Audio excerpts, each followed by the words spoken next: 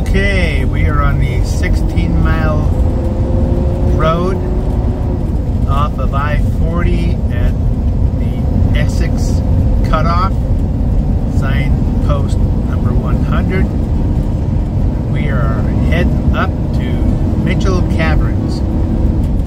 So it's pretty barren out here. We're in the middle of nowhere in the Mojave Preserve. So here I am at the parking lot to Mitchell Caverns. The check-in is above us. This is a nice parking lot area.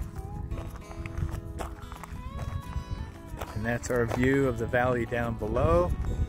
There's a trail right along the cliff.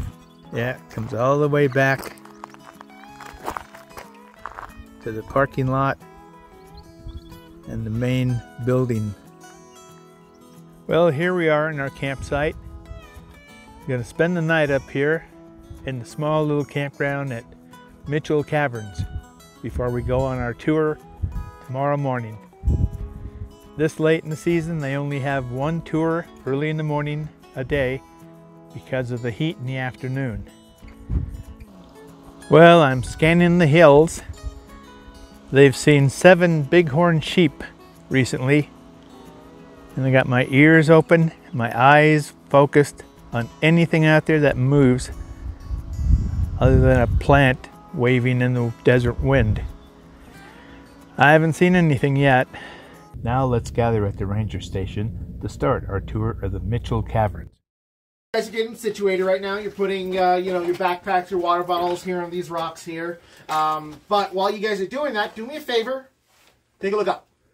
And you should see that the rocks shift to this blackish coloration. What's that look like to you guys? Fire, smoke. Exactly. Fire, smoke, soot, right? It's soot from campfire smokes. And of course, the stuff up there, believe it or not, it's ancient. It's hundreds and hundreds and hundreds of years old. I know you might think it's from that dynamite blasting, but that's actually further in.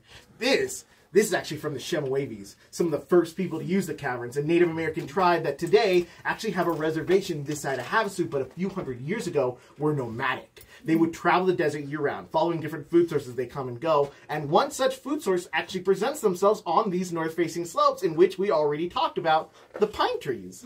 Because those pine trees, in particular, are a single-leaf pinyon pine tree. And if that word, pinyon, sounds familiar to any of you, you might be familiar with pinyon pine nuts. And if you are familiar with pinyon pine nuts, then you might know that pinyon pine nuts are like $30 an ounce at Whole Foods. Yeah. Okay, so part of that price tag comes from 2 main reasons. First, pine nuts are actually surprisingly healthy for you, especially for the Semi-Nomads as well, because it's filled with a lot of fats and nutrients that for the Semi-Nomads, they couldn't quite get hunting other food sources out here. And second, well, it's incredibly difficult to harvest pinyon pine nuts, especially when you do things the old school way. The way the Semi-Nomads had to do things was to climb up the pine trees and pick those pine cones while those pine cones were new. So new, in fact, that everything was covered in a heavy amount of pine tree sap. I'm sure you guys know pine tree sap's very sticky stuff, but this is important because any later when the tree sap starts to dry up and the pine cones maybe fall off the branch, it's going to get too easy for the squirrels to get to those pine cones. And in case you don't know, squirrels of all species are biologically engineered to get to the pine cone first. So with such very stiff competition, well, it's important to get there before the squirrels can chew their way in. But now the Semi-Nomads have their own problem because they also have to get past all the tree sap. And for them, the solution is elegant. You come in here, you have a great big ceremonial fire. You essentially turn this entranceway to a massive furnace that you can use to roast the pine cones to melt away the tree saps and extract the pine nuts easy peasy. Now, beyond, this up here, I won't lie to you, there's not a lot of Native American interactions that you're going to see on today's tour. Not that the Semi-Nomads didn't use these caverns, but you're not going to see anything in the way of, like, petroglyphs, and that is for a fairly simple reason. Folks, beyond this point, these caverns are sacred. There's some be respected, some be revered, and we're going to go in there with a very similar amount of respect. In fact, real quick, what was that golden rule, everybody? Don't touch. What was, everybody? Don't There we go. I heard 2 people. You guys get gold stars. Everybody else, thank you. Real quick, as we're on this subject, I should also mention, let's take a look down. And you should see a concrete platform that's going to join us for the remainder of this tour. Folks, from this point onwards, it is going to become vitally, vitally, vitally important that we stay on the concrete. But while we're on the subject of the concrete, I would not touch this concrete with your bare hands if you can help it. I would not sit on this concrete more particularly. I know sometimes the stair steps look really comfy to sit on, but Trust me, you're not going to want to interact with this floor outside of walking on it. It is far, far from sanitary. But I will explain everything when we get inside. Until then, are there any questions before we go inside? Does anybody want to turn back now? I figured I'd give it a shot. Let's make our way in.